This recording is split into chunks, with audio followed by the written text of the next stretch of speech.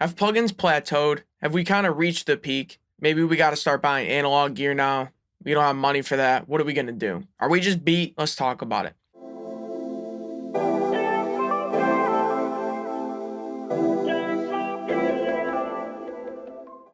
Yo, what's good, guys? Inswain with Inswain Audio. Welcome back here. If you're new, subscribe and stick around. I'm telling you, I drop videos like this every day. Music industry, production, songwriting, mixing, mastering, all of these things, tips, tricks, interesting things like this, conversations. You're not going to want to miss them. Stay ahead of the game. Stick with me. Anyways, let's talk about this. I saw on Reddit someone asking if plugins had plateaued. Usually I'd post a screenshot, but it was a long post, but we'll just talk about it. So the kind of argument or sentiment here is, have plugins kind of reached a point where they're not really getting any better? We kind of did everything and they're as good as they're going to get. And they're saying how plugins, especially ones that emulate analog, they're not quite as good, quote unquote good as analog, and they're never going to reach it. And we kind of got as good as we're going to get. So does that mean we need to start buying analog gear if we want to, progress our mixes or whatever, our sound? That is the argument that's being made. And then I'll kind of give you my take on this. So I agree that analog emulated plugins in particular, I think they've reached a diminishing returns. They're reaching a point where the progression is slowed down. At first they get better, really, really fast. And then they kind of get really good. We're like, 95% of the way there. And then it slows down. And those last couple of percent is going to take a long time. But I still think they're getting better. And I think they're always going to get better when comparing them to analog. The problem with analog is I believe, is like the randomness. I've heard this said before.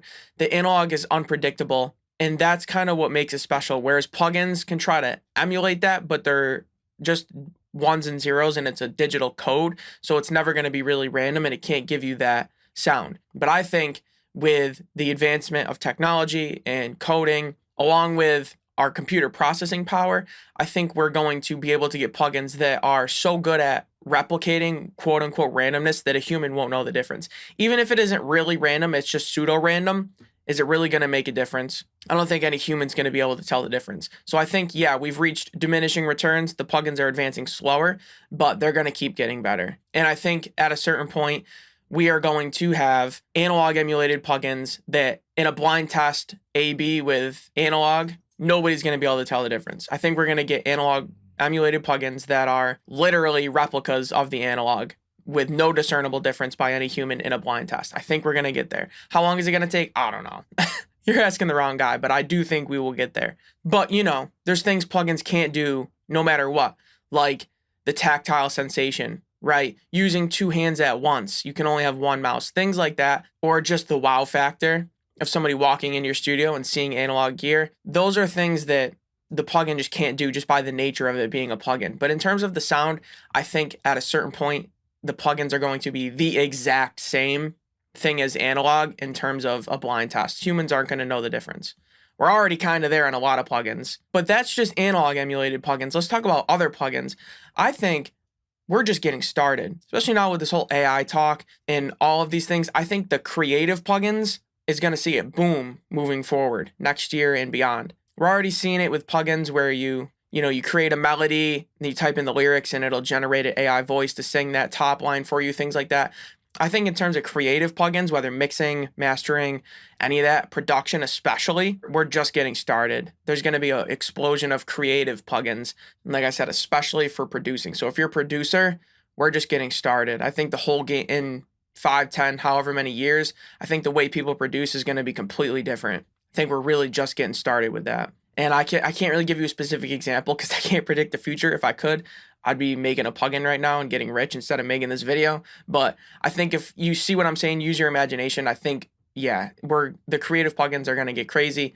And we're about to see an explosion of that. We already are. I'm getting a lot of ads of different things like that. But some of them are going to become a norm and a standard. Just like auto-tune became a thing. And it's like, it's a staple in studios.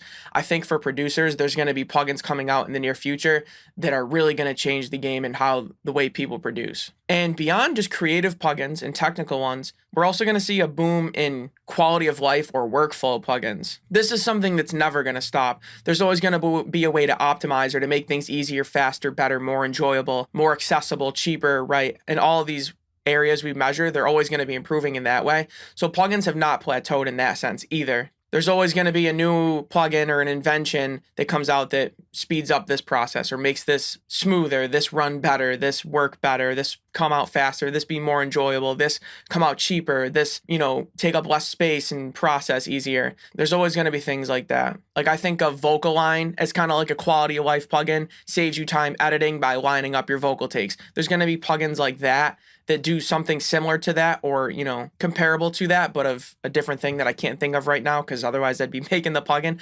But think of those tedious things you do in mixing, mastering, producing, songwriting, the things that aren't creative, that aren't fun. There's going to be plugins that come out that speed up that process or maybe just do it for you outright. Balancing stems, things like that. Organizing files, who knows, things like that. There's going to be plugins and software that make that a more enjoyable experience. So with that being said, to conclude, no, plugins have not plateaued. I'd be willing to bet my life on that. Let me know down in the comments what you think. Do you have any plugin ideas? Anything you wish existed? What do you guys think? I like to talk about. This is just a really interesting topic, and I really wholeheartedly, firmly believe plugins have not plateaued. You might have reached a diminishing returns in some angles, but they're still going to be improving just a little slower. And, the creative side, the AI, the workflow side, we're just getting started there. So if you could, throw me a like and subscribe. I'd appreciate it. If you don't, I'll get y'all tomorrow, man. Inswain with Inswain Audio. Peace.